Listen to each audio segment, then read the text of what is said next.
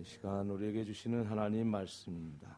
골로새서 3장 12절에서 17절까지의 말씀입니다. 신약성경은 326면입니다. 그러므로 너희는 하나님이 택하사 거룩하고 사랑받는 자처럼 공율과 자비와 겸손과 온유와 오래 참음을 옷 입고 누가 누구에게 불만이 있거든 서로 용납하여 피차 용서하되 주께서 너희를 용서하신 것 같이 너희도 그리하고 이 모든 것 위에 사랑을 더하라. 이는 온전하게 매는 띠니라. 그리스도의 평강이 너희 마음을 주장하게 하라. 너희는 평강을 위하여 한 몸으로 부르심을 받았나니 너희는 또한 감사하는 자가 되라. 그리스도의 말씀이 너희 속에 풍성히 거하여 모든 지혜로 피차 가르치며 권면하고 시와 찬송과 신령한 노래를 부르며 감사하는 마음으로 하나님을 찬양하고 또 무엇을 하든지 말이나 일에나 다 주 예수의 이름으로 하고 그를 힘입어 하나님 아버지께 감사하라. 아멘. 무조건 감사하는 사람이 하나님의 능력을 경험하게 됩니다. 무조건 감사하다라는 말의 의미는 어떤 경우도 감사하다 이런 말이 되겠습니다. 사업하는 사람에게 부도가 났어도 운동선수에게 다리가 다쳤어도 그래도 감사할 때를 보고 어떤 경우에도 감사하다 그런 뜻이 되겠습니다. 그럴 때는 하나님의 능력이 그 사람에게 반드시 나타난다 하는 말씀이 되겠습니다. 그런데 말씀은 좋은데 사실 우리가 그렇게 살다는 것이 쉽지를 않습니다. 설교하는 저나 여러분이나 다 경험적으로 그것을 알고 있습니다. 어떻게 무조건 감사할 수가 있겠습니까? 생각이 있는 존재가 바로 사람인데 무조건 감사할 수 있는 것은 대단히 중요한 일임에도 불구하고 우리에게 쉽지 않는 일인 것이 분명합니다. 하지만 성경은 말씀합니다. 범사에 감사하라. 오늘 본문에서도 감사하는 자가 되라 라고 말씀합니다. 이 말씀의 의미, 감사하는 자가 되라 하는 것은 어떨 때는 감사하고 어떨 때는 감사하지 않고 이것은 감사하는 자가 아니지요. 언제나 감사하는 사람. 어떤 경우도 감사하는 사람. 그것이 감사하는 자가 되라 그런 의미가 들어 있습니다. 이 말씀은 입으로 감사합니다 라고 말하는 의미로만 생각해서는 안 되고 이게 하나님의 영적 원리라는 말씀을 하고 있습니다. 그래서 우리의 생각부터 감사하는 자가 돼야 하나님의 능력이 우리 삶 가운데 나타난다. 이게 하나님의 영적 원리다. 이런 말씀이 되겠습니다. 단순히 자신에게 체면을 걸기 위해서 감사합니다, 감사합니다. 그런 말을 하라는 것이 아니라 우리가 삶의 영적 자세가 어떠해야 되는지 그것을 말씀하고자 해서 감사하는 자가 되라 라고 말씀하고 있는 것입니다. 왜 그렇습니까? 그 이유가 복잡할 것 같은데 아주 단순한 원리가 있습니다. 감사하는 자가 됐다는 것은 자아를 죽였다라는 이야기입니다. 자아가 무엇입니까? 어려운 말로 들리지만 아주 쉬운 이야기입니다. 그는 우리가 예수 믿기 전에 옛 사람을 이야기하고 그 인격을 이야기합니다. 감사하는 자가 되라는 말씀은 옛 사람이 죽었다. 그랬을 때 감사하는 자가 된다. 그리고 그 순간에 하나님의 능력이 그 사람 가운데 드러날 수밖에 없다. 라는 말씀이 되겠습니다.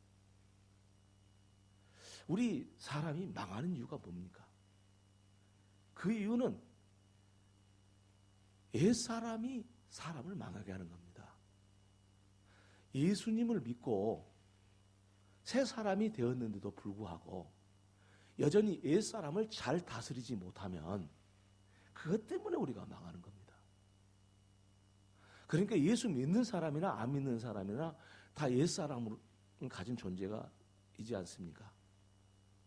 근데 그 옛사람을 잘못 다스리면은 예수 믿는 사람이라 할지라도 망하게 되는 겁니다.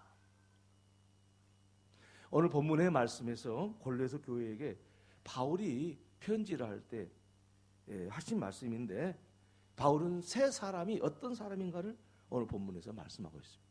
곧 예수 믿는 사람, 곧 자아가 죽은 사람, 옛사람이 죽은 사람이 어떤 사람인가 하는 말씀을 본문에 말씀하고 있는데, 너희는 하나님이 택하사 거룩하고 사랑받는 자처럼 긍휼과 자비와 겸손과 온유와 오래 참음을 옷 입고 라고 말씀을 하고 있는데, 여기서 나열되고 있는 긍휼과 자비와 온유와 겸손과 오래 참음을 옷 입고 할 때 그 나열된 내용들은 뭐냐면은 하나님의 성품을 말하고 있습니다. 우리 인간의 성품이 아닙니다. 새 사람을 입은 하나님의 성품을 가진 사람, 그 사람이 긍휼과 자비와 겸손과 온유와 오래 참음으로 옷 입은 사람이라는 겁니다. 이것은 옛 사람이 죽지 않고는 이와 같은 하나님의 성품을 옷 입을 수 없다, 그런 말씀입니다. 그래서 감사하는 자가 되라, 그 말씀은 곧 하나님의 성품으로 옷 입어라 하는 말씀이 되겠습니다. 오늘 본문 말씀에 또 무엇을 하든지 말에나 일에나 다 주 예수의 이름으로 하고 그를 힘입어 하나님 아버지께 감사하라고 말씀도 하고 있습니다. 그러니까 이 말씀은 우리가 감사하는 자가 되었을 때 무슨 일이나 무슨 말에나 다 감사하는 자가 되어서 말하라는 그런 의미가 되겠습니다. 그렇다면 어떻게 우리가 자아가 죽고 옛사람이 죽고 감사하는 자가 되어서 할 수 있겠는가? 이것이 오늘 우리에게 큰 과제가 아니겠습니까? 사도 바울은 골로새 교회에게 편지를 하면서 오늘 본문에 그렇게 이야기합니다. 누가 누구에게 불만이 있거든 서로 용납하여 피차 용서하되 주께서 너희를 용서하신 것 같이 너희도 그리하고 이 모든 것 위에 사랑을 더하라. 이는 온전하게 매는 띠니라. 그렇게 말씀하고 있습니다. 이 말씀은 감사하는 사람이 되려면 어떻게 해야 되는지 구체적으로 말씀하고 있는 부분인데요. 감사하지 못한 큰 걸림돌이 뭐냐? 불만이라는 겁니다. 불만족. 그것이 감사하는 사람이 되지 못하게 하는 거예요. 그러니까 내 옛사람이 죽지 못한 것은 불만이라는 그것으로 표현이 되는 거예요. 사람은 온전하지 않기 때문에 누구든지 간에 이 불만을 불러일으킬 수밖에 없습니다. 아무리 성인 군자라 할지라도 모든 사람에게 칭찬받을 수는 없는 겁니다. 왜? 인간은 완전하지 않기 때문에. 혹 그런 성인 군자와 같이도 훌륭한 사람이 있다 할지라도 이 불만은 상대방이 잘못하는 것도 있을 수 있지만 받아들이는 사람의 심정이 잘못되기 때문에 이 불만을 드러낼 수밖에 없다는 거예요. 아무리 잘해도 못해서 불만한 게 아니라 잘해도 불만할 수 있는 거예요. 그게 사람이. 왜 그럴까요? 우리는 가장 사랑하는 부부 관계에서라도 불만이 없는 부부가 없습니다. 뭐 100% 없다고 말하기도 말할 수도 있겠지만은 거의 없을 거라 생각합니다. 부부간에 불만이 없는 사람. 우리는 왜 이런 불만을 가지고 있을까요? 왜 감사하는 사람이 되지 못하고 살고 있을까요? 왜 옛사람, 왜 자아가 살아서 움직일까요? 그것은 다름이 아니라 우리 스스로가 죄인이라는 것을 드러내는 한계의 모습입니다. 죄인이기 때문에 어쩔 수 없는 한계입니다. 하지만 하나님께서 오늘 본문의 말씀을 통해서 하시고자 하는 말씀이 있습니다. 그것은 우리를 구원하신 것을 생각하면은 그 불만에서 벗어나서 용서할 수 있는 사람이 될 수 있다. 하나님을 생각하라는 겁니다. 하나님이 우리를 구원해 주신 것을 생각하라는 겁니다. 그거를 생각하면은 불만이 있을 수도 있지만 거기서 벗어날 수 있다 이거예요. 사실 중요한 말씀 같습니다. 우리가 구원을 받았기 때문에 모든 것을 다 수용할 수 있지 않습니까? 아니 구원받지 못했으면 우리는 영원히 멸망당해서 이 지옥 신세를 면하지 못할 텐데 아니 우리를 구원해 주셨다는 것을 생각만 하면은 이거 얼마나 귀한 일이고 여기에 비할 것이 뭐가 있겠습니까?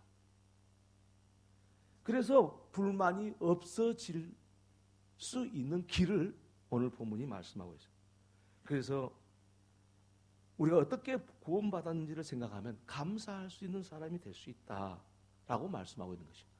사업에 실패를 해도 고통의 시간 가운데서라도 하나님을 생각하면 감사할 수 있는 자가 될 수 있다라고 말씀하고 있습니다. 그리고 그 감사하는 자가 되면은 그 결과로 옛사람은 죽고 하나님의 능력이 우리 삶 가운데 드러나게 될 것이라는 말씀입니다.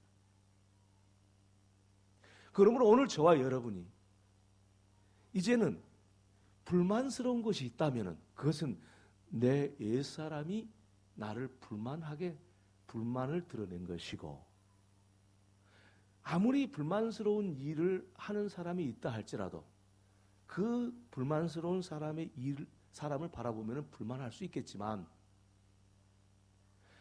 하나님께서 우리를 구원한 것을 생각하면 그런 사람의 불만도 불만으로 여기지 않고 용서할 수 있고 그리고 감사하는 자가 될 수 있다는 말씀이 오늘 본문의 말씀입니다. 이러한 과정을 본문에서는 그림을 그리듯이 우리에게 잘 설명을 해주고 있습니다.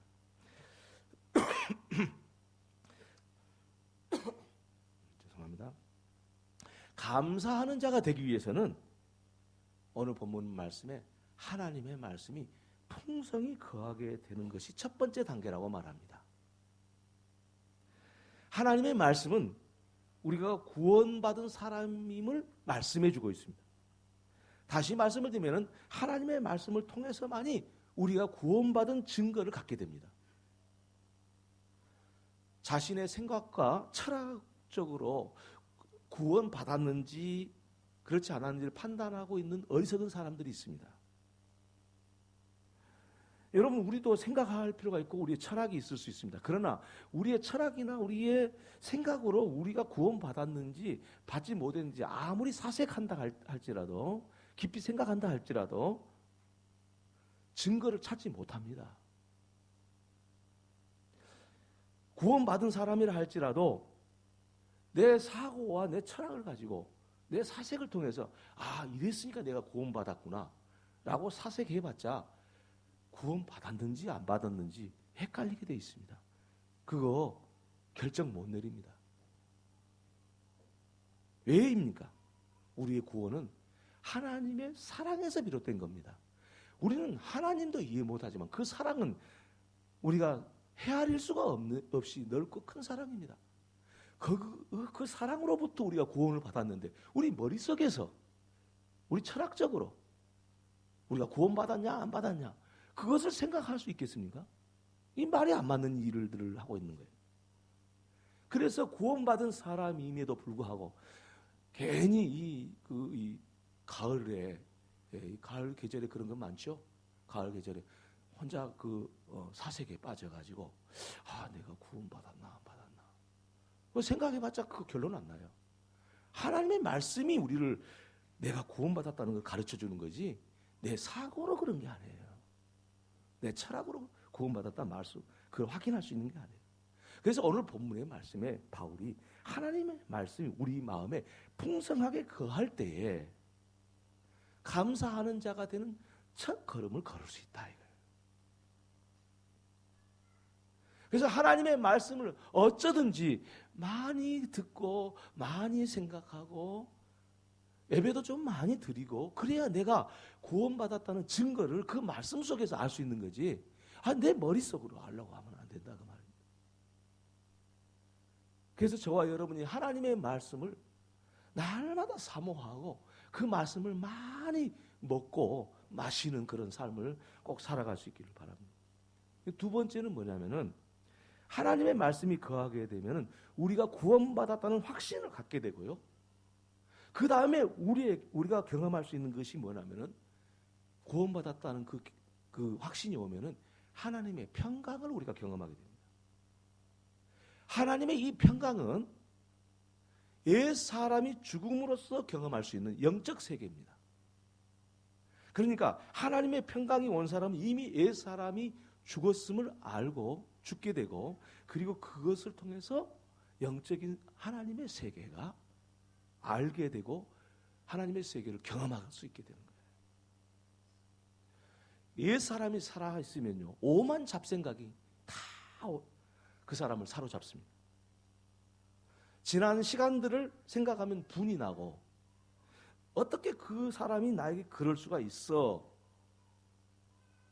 그게 복수심이 일어나고, 예수님을 믿는다 할지라도 옛사람이 살아서 있으면 자신의 마음이 굳어지고 딱딱해져 가지고 과거 일에 집착하게 되면서 이 과거라는 감옥에다가 자기 자신을 집어넣는 꼴이 됩니다. 하나님의 평강이 오지 않습니다. 그렇게 되면 마음도 불만으로 가득 차게 되고, 그리고 몸 건강까지도 잃어버리게 됩니다. 하지만 하나님의 말씀이 그 사람 마음속에 풍성히 임하면 구원의 확신이 들고 하나님의 평강이 옵니다. 그리고 이 평강은 세 번째 단계가 되는데, 모든 현실들을 수용하게 됩니다. 우리가 가지고 있는, 우리에게 주어진 모든 현실들을 있는 그대로 수용합니다. 잘잘못을 따지는 그런 사람은 아직도 현실을 수용하지 못한 사람입니다. 그것은 사람에게뿐만 아니라 하나님에 대해서도 하나님의 평강이 임하기 전에는 수용하지 못합니다. 내가 왜 이렇게 살아야 돼? 저 사람은 저렇게 잘 사는데 나는 왜 이런 일이 있어야 돼? 하나님을 원망하고 하나님의 평강이 임하지 않을 때는 이 자기 인생에 대해서 수용을 못하니까 자꾸 방황하고 어디로 가야 될지 모르고 내가 왜 살아야 되는지 의미도 모르고 그렇게 되고 마는 겁니다. 여러분, 그 하나님의 평강이 임하게 되면요, 그 하나님의 평강이 임하는 순간 여유가 있습니다. 모든 현실을 수용하니까. 그리고 그 현실을 수용하는 능력으로 하여금 어떤 사람이 나에게 잘못했더라도 용서할 수 있는 그런 능력이 생기는 겁니다. 용서하고 싶다 해서 용서가 됩니까? 그러면 얼마나 좋겠어요. 내가 용서해야 되겠다. 그래가 용서가 된다면 얼마나 좋겠어요. 근데 그렇지를 못하다는 거예요. 그 심리학에서요, 그런 이야기가 나와요. 예를 들어서 누가 암이 걸렸어요. 그럼 의사가 당신은 암입니다. 한 1년만 살고 어떻게 잘못 준비하세요. 이러면 수용이 안 됩니다. 거부합니다. 거부. 가장 먼저 사람이 심리적으로 딱 일어나는, 당신이 암입니다. 그러면 거부를. 아니다. 내가 암 걸릴 리가 없다. 그럴 수가 없다. 나 이렇게 건강하게 살았는데 무슨 암을 내가 걸리냐. 거부를 하는 거예요. 부정을 하고 거부를 하고. 나중에 이제 이 단계가 있습니다. 마지막 단계가 뭐냐면 수용을 하게 됩니다. 결국 그렇게 수용한 사람만이 평화를 얻게 되는 거죠. 암을 걸려도. 심리적으로도 그래요. 그런 게 연구가 돼 있어요. 네, 아주 가장 기본적인 이야기, 심리학에서. 우리 인생이라는 게 이 하나님의 평강이 없으면은요, 영적인 세계를 알 수가 없습니다. 들어가지를 못합니다. 근데 이 평강은 하나님이 나를 구원해 주셨음에 대한 확신에서 오는 거예요. 그리고 그 평강이 우리로 하여금 감사하는 사람으로 살아갈 수 있도록 다른 사람을 용서하고 불만을 잠재울 수 있는 사람이 되는 거예요. 이 영적인 원리는 누구에게나 동일합니다. 많이 배운 사람도 그렇지 않는 사람도, 교회에 오래 다닌 사람도 그렇지 오래 다니지 않는 사람도, 어린아이도 어른도 다 똑같습니다. 남자도 여자도 다 이 원리는 똑같이 적용됩니다. 왜 그렇습니까? 하나님의 능력을 드러내면서 사는 사람은 감사하는 사람이 되었느냐 안 되었느냐가 결정하는 겁니다. 여러분, 저와 여러분이 감사하는 자가 되어 사는 것이 얼마나 큰 축복이고 하나님이 우리에게 바라시는 것인 것을 이 말씀을 통해서 마음에 새길 수 있기를 바랍니다. 결실의 계절, 또 감사의 계절을 우리가 지나가고 있습니다. 이 계절에 우리는 감사하는 자가 되어 살아가는 하나님의 은혜와 축복을 누릴 수 있기를 주님의 이름으로 축원합니다. 기도하겠습니다. 하나님, 우리 아버지, 감사하는 자가 되어야 하는데 여전히 하나님의 말씀이 우리 속에 풍성히 거하지 못함으로써 우리가 구원받았다는 확신도 없고 자꾸 중심이 흔들리고 정체성이 흔들릴 때가 많습니다.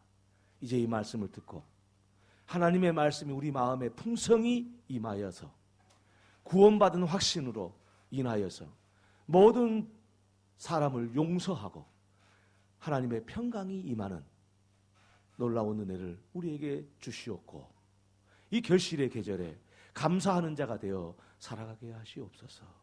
예수님의 이름으로 기도 올려옵나이다. 아멘.